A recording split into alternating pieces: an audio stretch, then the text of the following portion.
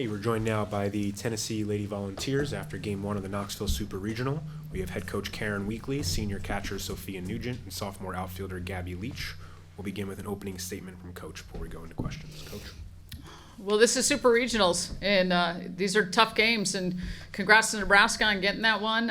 They had a good game plan, and they came out swinging, and it was we did some uncharacteristic things. It's been a long time since we've put 6 base runners on base with walks or hit batters. I think 3 of those scored, and a couple errors. We've been really good in the circle and on defense, and kind of built our team on that this year. So, but that's postseason. I mean, some weird things are going to happen.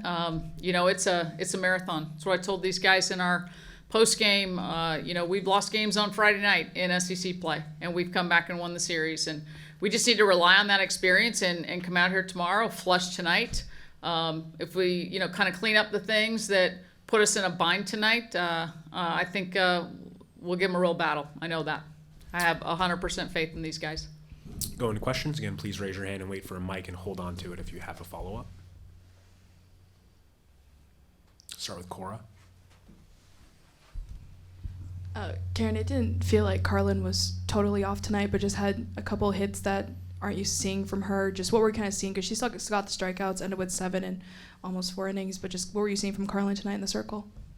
Yeah, I think the thing in the beginning of the game was she wasn't really landing her changeup for a strike. And that is really a key pitch for her, because, it's hard to get on time with her if you can't just sit the velo. And I think that's why they scored some things up early, because, that pitch wasn't very consistent. But, still we're in if we get out of that inning before that pop-up, we had a chance to put a tag on a runner at second base. The inning's over right there. I think if we can kind of keep that at 3-1, we close it to 3-2. Carlin's going to get in there and battle for you. I have a ton of faith in Carlin. So, Jack. Karen, what did you think about the offense tonight, and then just what needs to improve if you see Jordy again this weekend? So I thought the offense was the bright spot. You may not see it because the runs aren't there, but, we out-hit them. We put 7 hits on the board. We limited it to 6 strikeouts. She's usually getting a few more strikeouts than that. We had some atom balls. I really liked the way we attacked. Go to Reese and then Rhiannon. Karen, what did you see on that error between Savia and Lauren in that 3rd or 4th inning or whatever it was?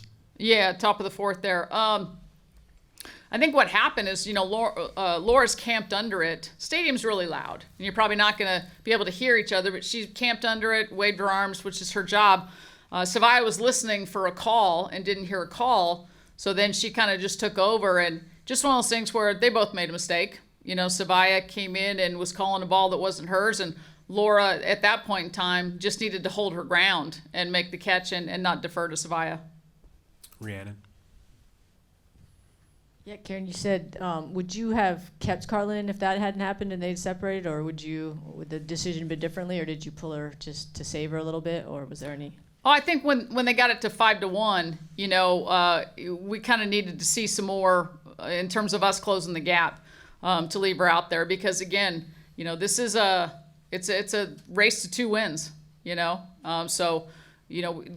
Limiting the number of times they could see her and the information they can get once they, built a 4-run lead seemed like the smart thing to do at that point. Cora. Karen, I know you said just kind of weird things happen in the postseason. This is the second game. There's been a couple errors that really got you guys. Just how concerned are you with that? And, what's kind of the best way to help them kind of shake it off and just reset? I think that's it. Flush it. I'm not really concerned, because we know those are things that are easy for us to fix. It's not like, oh, wow, we need a day or a week of practice to remedy those things. It's things we work on all the time, and, in the moment, we just made mistakes. Rhiannon. Yeah, for the players, just what did you see from tonight that you guys maybe need to clean up for tomorrow and kind of get back on track, and how confident are you guys can do that? I think from tonight we just saw we've seen a couple hits to string together, and then just a little more solid defense. I totally agree. I think once we get that going and get our hitting back on track, we had great hits and we squared so many balls up to people. So I think once we string them together, we'll be A-okay. Back to Cora. The challenge call in the 4th inning before all the chaos happened, how is it kind of frustrating knowing that the game could have ended twice before those errors happened and the game kind of got out of reach? Well, yeah, I mean, I'm thinking it's a good challenge because the throw beat her, so you're thinking, okay, how do we not have an out there? And I'll have to see the replay. I mean, they went to review. We don't have all the camera angles that we have during the regular season. That's unfortunate. But if we miss the tag, we miss the tag. But yeah, I mean, there were multiple times we could get ourselves out of an inning. The throw to home, that would have been the 3rd out, so we could have limited some damage there. Any further questions for the student athletes? Reese? Gabby, I don't want you to speak for your teammates, but for an outfielder's perspective, how do you communicate with your infielders to make sure that errors like what happened in the 4th don't happen? So I would say we had talked about it before going out there. After it started getting dark, just making sure that communication with your middle infield, being like, hey, anything up, I can't see that. Just talking. It's really communication that's the biggest thing. And I know just being loud is a big thing that we tell our infielders, we're calling the ball or we're calling their name, letting them know that they have the ball. So communication is the biggest thing. Last question from Jack. Just for both players, just what'd you learn from tonight, hitting against Jordy, if you see her again this weekend, that you'll take into tomorrow and then potentially Sunday? Honestly, I was excited. We had been prepping for her all week, and just getting in the box and then being oh, this is what I'm hunting, and then getting that pitch and squaring up things. I think everyone had a glimpse of that tonight, so taking that to the next 2 days is going to be fun. We definitely got a lot of at-bats off of her, saw what they were planning to do against us, and now we can go back, watch it, and work from there. Thank you all very much for your time. We'll see you tomorrow. Thanks, everyone. Thank you. Thank you.